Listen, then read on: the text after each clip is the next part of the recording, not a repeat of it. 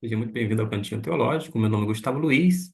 Vou fazer um vídeo a pedido do Sebastião, que deixou no seu comentário para que eu pudesse fazer algo relacionado à parábola do rico e o Lázaro. E está aí o resultado. Um vídeo feito com bastante atenção, carinho, tanto pelo pedido, mas também porque se trata da palavra de Deus. Sem dúvida alguma, é sempre bom falar sobre ela, vivenciá-la e, sobretudo, praticá-la.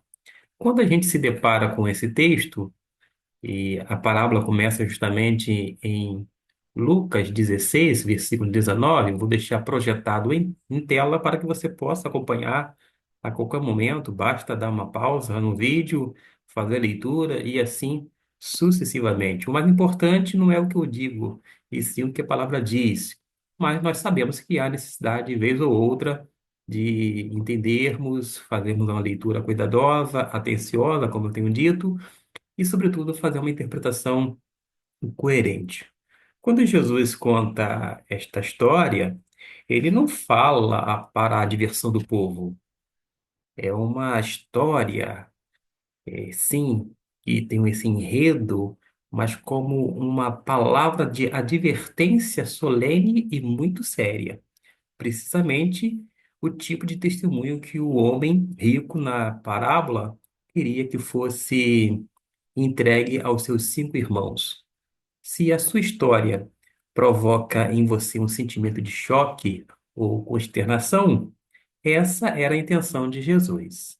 A seriedade do assunto é superada apenas pela urgência da mensagem que o Senhor Jesus transmite. Trata-se de um ensinamento duro e proposital.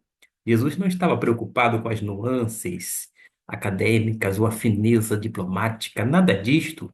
Ele não estava atrelado a estas coisas, mas não pense por um instante sequer que ele ultrapassou os limites apropriados. Porque Jesus, ele agia com moderação, com equilíbrio, e até em episódios que às vezes as pessoas acham que ele se excedeu, na verdade, mostra a sua indignação com o que os homens estavam fazendo a respeito das coisas de Deus, ou concernente ao reino de Deus. A questão toda é que aqueles que se sentem repugnados pela agudeza da parábola, ou até mesmo pelo desconforto que ela pode trazer, porque causa, sim, esse certo desconforto em alguns, mas é preciso ajustar ao próprio pensamento e desenvolver um apreço maior pela verdade de Deus, pela verdade escriturística. A verdade, meus irmãos, não é julgada pelas emoções, pelos sentimentos, por pessoas. Nada disto. Todas as emoções e sentimentos são provocados nas pessoas, mas a verdade não é julgada por tais. Quando a parábola fala, a partir do versículo 19, observe que tem vários extremos, são opostos. A gente observa que tem um tormento e, ao mesmo tempo, um consolo. Fala sobre morte e vida, fala sobre inferno e céu. Esses são os extremos. Os personagens são um homem extremamente rico e um mendigo que vivia em extrema pobreza. Mas lá no além, o que acontece? As suas sortes são invertidas, visto que o foco não está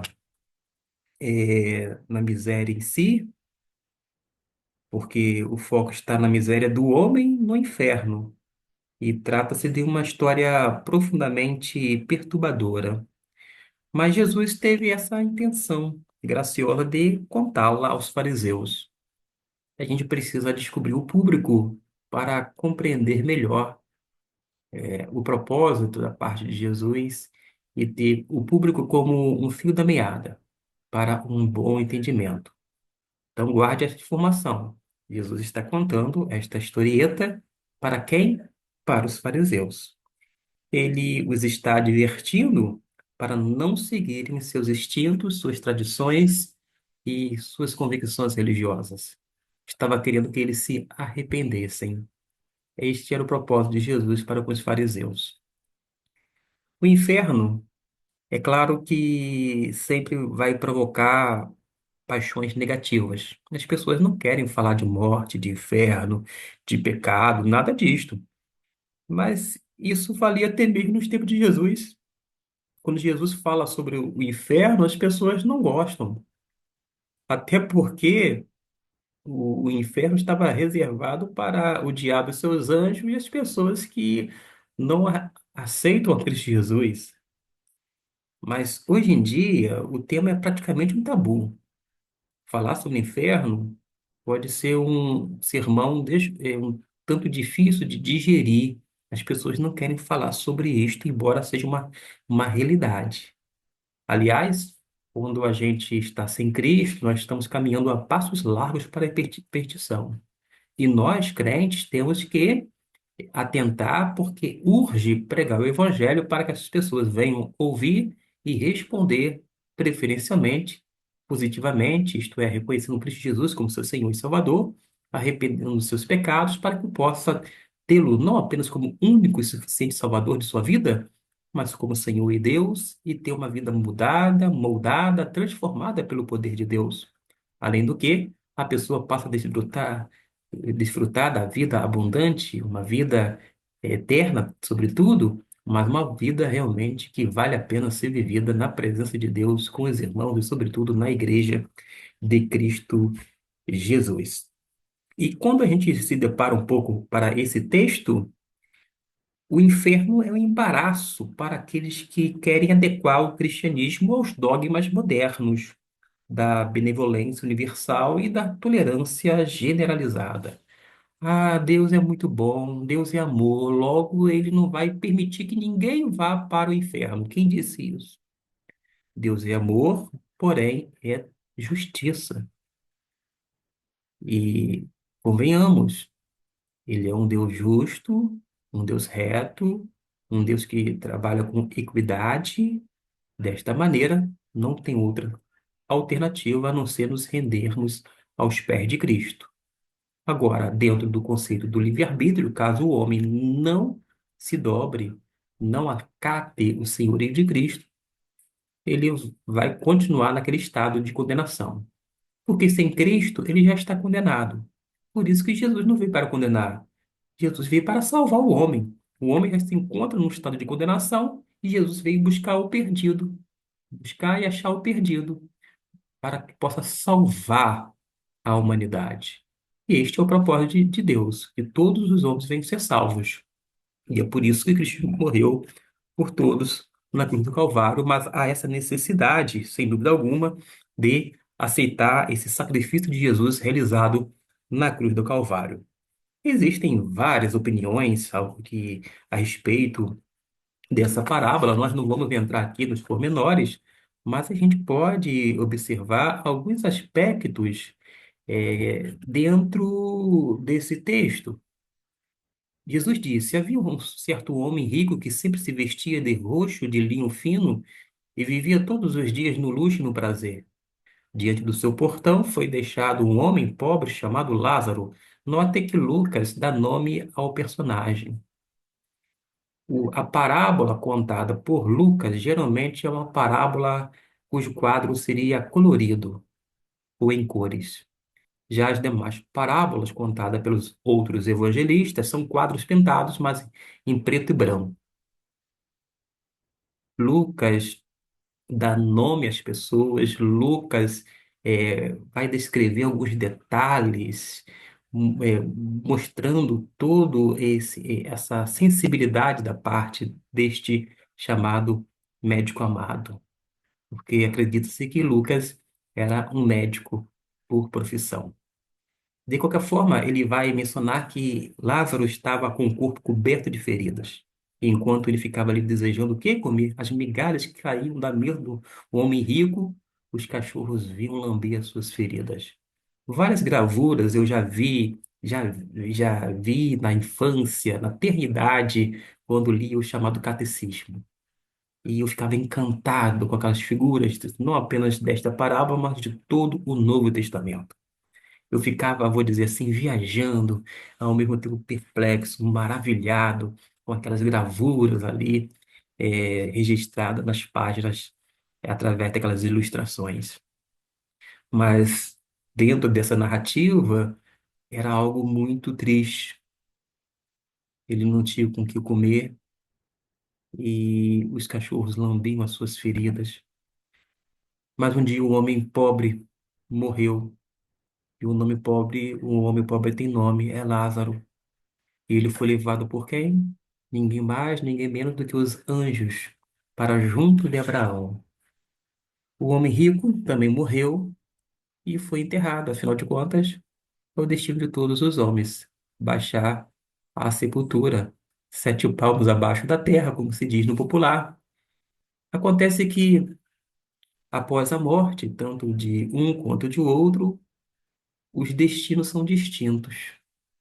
Um vai para um lugar chamado inferno, onde estava sendo o quê? Atormentado. E ao outro vai para um lugar chamado Desseio de Abraão, numa referência ao céu. E diz aqui o texto do versículo 23, e no inferno onde estava sendo atormentado, o homem rico olhou para cima e viu de longe Abraão com Lázaro ao seu lado. E ele gritou: Pai Abraão, tem misericórdia de mim e envie Lázaro para que ele possa molhar a ponta do seu dedo na água e refrescar a minha língua, pois eu estou sofrendo muito neste fogo. O que o texto deixa claro que este lugar sem Deus é de tormento, é um lugar realmente de punição e um lugar intransponível. Quem está lá não tem como passar para o outro lado. Por mais que esta ilustração contada por Jesus tenha alguns detalhes, porque não precisa necessariamente ser algo, vou dizer assim, real, mas é uma historieta contada que mostra, sim, as verdades espirituais, tipo as que eu já mencionei. Quando a pessoa morre, vai para a eternidade com Deus ou sem Deus. Chegando num destino ou no outro, não pode reverter o estado ou a situação, ou até mesmo o local. Daí a necessidade de tomarmos uma decisão em vida, favoravelmente a Cristo Jesus, para que possamos passar a eternidade com Deus. Caso contrário, permaneceremos para sempre sem a presença de Deus, num lugar de tormento horrível como este descrito, porque as verdades espirituais procedem, mas Jesus conta apenas uma ilustração. Quando naquele Oriente antigo as pessoas contavam uma parábola, ninguém estava preocupado em fazer a seguinte pergunta, que nem nós ocidentais, vez ou outra, pergunta para o professor de escola bíblica dominical, quando não o pastor. Pastor, o professor levanta a mãozinha e diz: Essa história é verdadeira? Ou seja, aconteceu realmente? Ora, era uma pergunta que não tinha cabimento, porque todo mundo sabia que a parábola nada mais era do que uma ilustração, é ilustrar verdades espirituais, como estas, como esta. E ele gritou: Pai Abraão, tem misericórdia de mim e envia Lázaro para que ele possa molhar a ponta do seu dedo na água e refrescar a minha língua, pois eu estou sofrendo muito neste local, nesse fogo. Ora, isso é muito importante salientar que o tormento será eterno, ou para sempre. Existe uma denominação que diz que no final de tudo o inferno será aniquilado, ou seja, os ímpios serão aniquilados, ou seja, deixarão de existir, até porque Deus, como amoroso, não vai permitir que seres humanos, ainda que sejam destinados ao inferno porque não confiou plenamente na obra salvadora de Cristo Jesus, venha ficar para todo sempre no tormento. Logo, segundo esse ensino, que não é bíblico, diz que as almas dos ímpios serão aniquiladas, ou seja, vai acabar o sofrimento para eles, de uma forma ou de outra, segundo essa concepção. Mas não é isso que a Bíblia diz. A Bíblia sempre vai apontar para um tormento eterno, para sempre, permanente, duradouro, e não tem possibilidade alguma de refrescar. Quando se fala em inferno, vez ou outra as pessoas pensam que o diabo vai ser o chefão do inferno, ele que vai mandar. Mas acontece que o inferno não é um lugar para se reinar, é um lugar de punição. O inferno foi feito para o diabo e seus anjos, inicialmente, diz a palavra de Deus. E foi feito para ser símbolo real de uma punição, de um castigo, por conta da desobediência, de toda aquela afronta por parte de Satanás e dos anjos que seguiram-no em sua rebelião. Mas acontece que o inferno não é lugar para reinar coisa alguma. O diabo não vai mandar como se fosse o chefão, ele vai estar ali cumprindo a sua sentença e vai ficar ali para todo sempre. Mas nós sabemos que o diabo não está preso, ele está solto e ele anda ao nosso derredor buscando quem possa tragar. Mas nós não temos que ficar preocupados com ele, pelo contrário. Antes de tudo, temos que submeter-nos a Deus, sujeitáveis, pois a Deus, resistir ao diabo e ele fugirá de nós. Ou seja, ele ruge semelhante ao leão, mas nós temos em quem confiar, em quem nos espelhar, que é Jesus, o leão da tribo de Judá. Jesus é de fato o leão da tribo de Judá. Agora, Satanás, ele ruge semelhante, parecido com o leão, mas não é o leão. Ele está ali para nos amedrontar, querendo nos tragar, querendo destruir. Mas Jesus veio para desfazer as obras do diabo. Ora, você não tem que temer o diabo.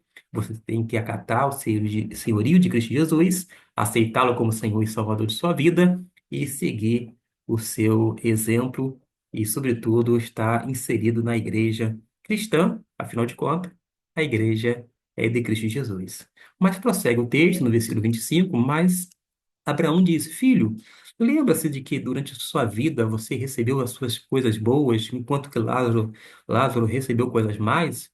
Mas agora ele está aqui sendo consolado e você está sofrendo. Note aquele estado, né? Do antes e depois.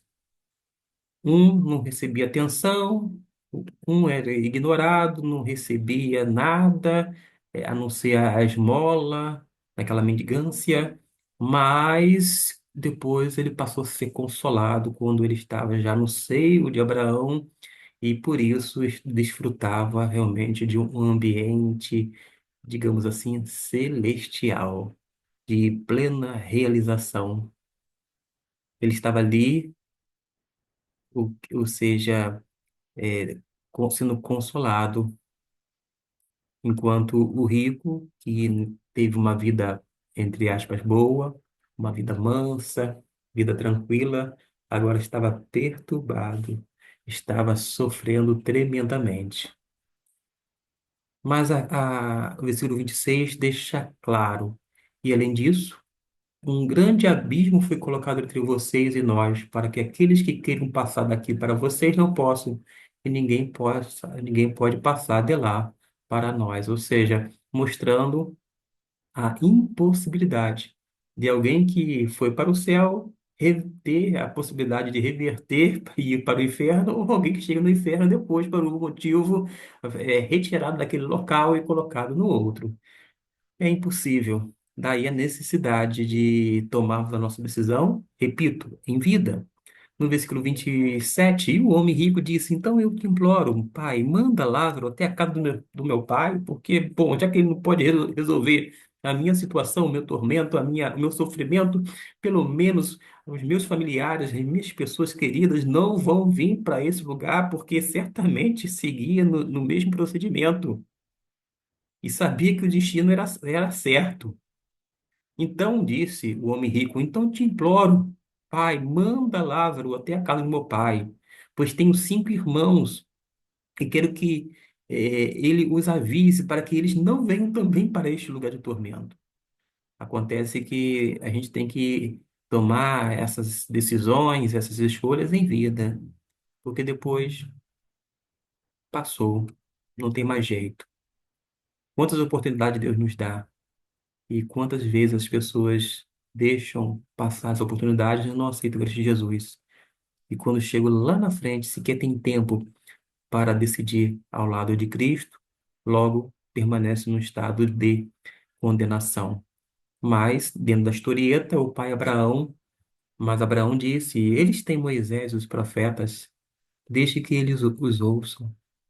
Ou seja, ora, dentro daquele contexto judaico, Moisés tem uma referência à lei, os profetas. Eles tinham a Torá, tinham os profetas, tinham a palavra de Deus, tinha a Tanar, o Antigo Testamento.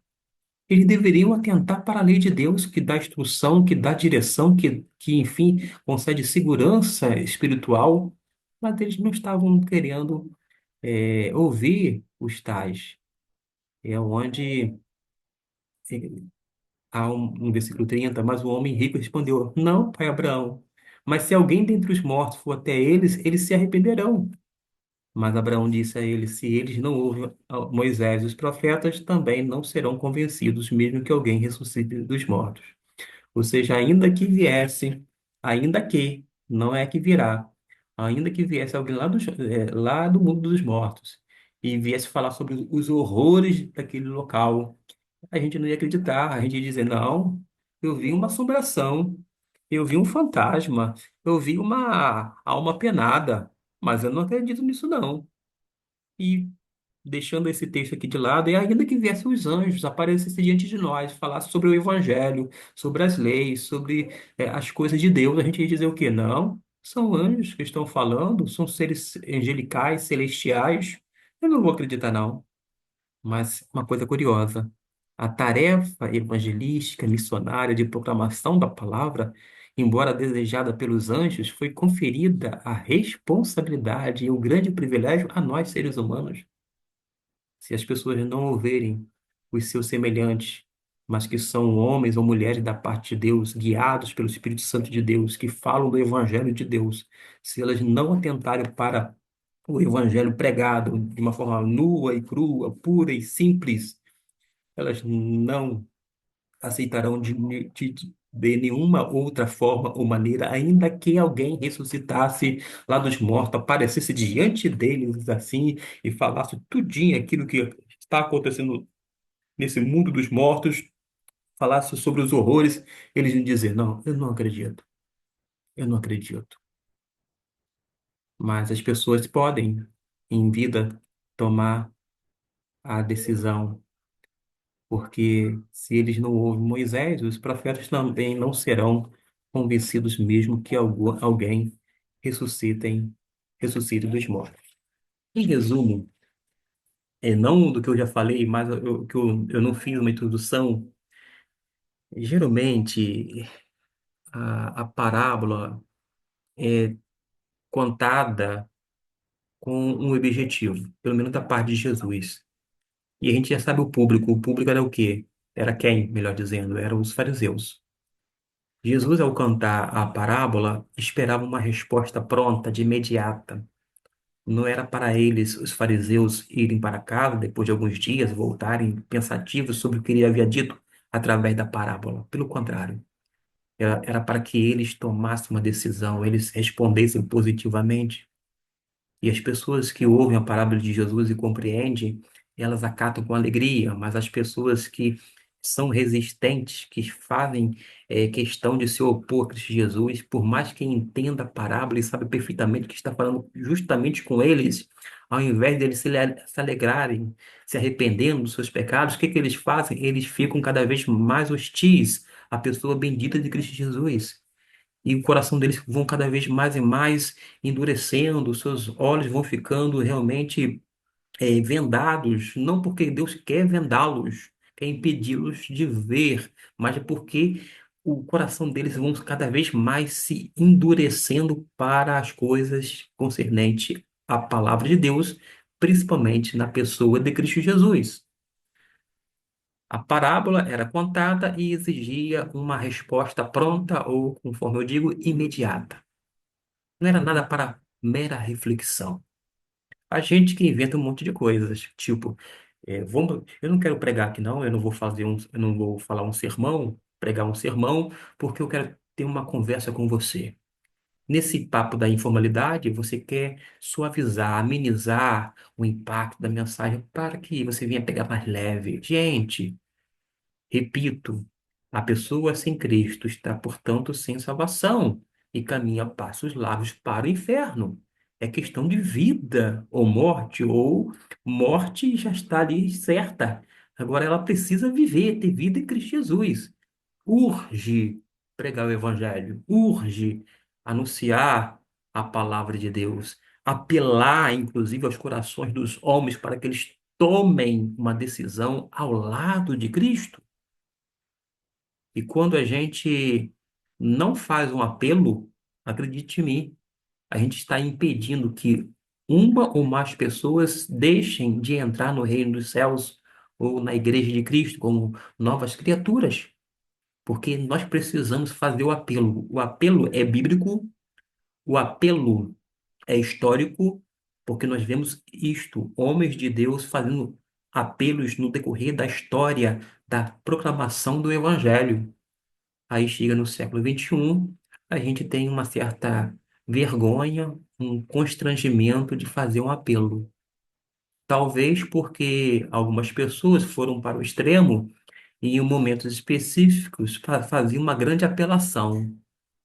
E por conta disso, as pessoas vão para o outro lado. Se algumas pessoas fazem um mau uso, do apelo, nesse quesito apelação, conforme eu disse, aí as outras pessoas deixam de fazer o apelo. Mas, repito, o apelo é bíblico, o apelo é histórico e é necessário para que as pessoas respondam quer positivamente ou até mesmo negativamente, mas que haja uma resposta do coração de cada um deles. O que não pode deixar de haver é sempre esse apelo à mente, ao coração, para que as pessoas venham responder a Cristo Jesus.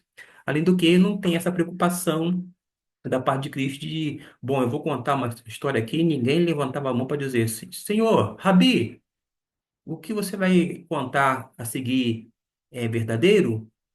Porque as histórias, aquele enredo, era feito com verdades espirituais, sim, porém necessariamente não eram reais. Parece até uma coisa assim absurda, mas vocês vão ver fatos absurdos contados em parábolas para mostrar o lado gritante. Tipo, já observaram que o pastor ele deixa as ovelhas não no aprisco, no lugar seguro, onde o porteiro cuidava do rebanho, mas deixa lá no campo, deixa, digamos assim, lá no deserto?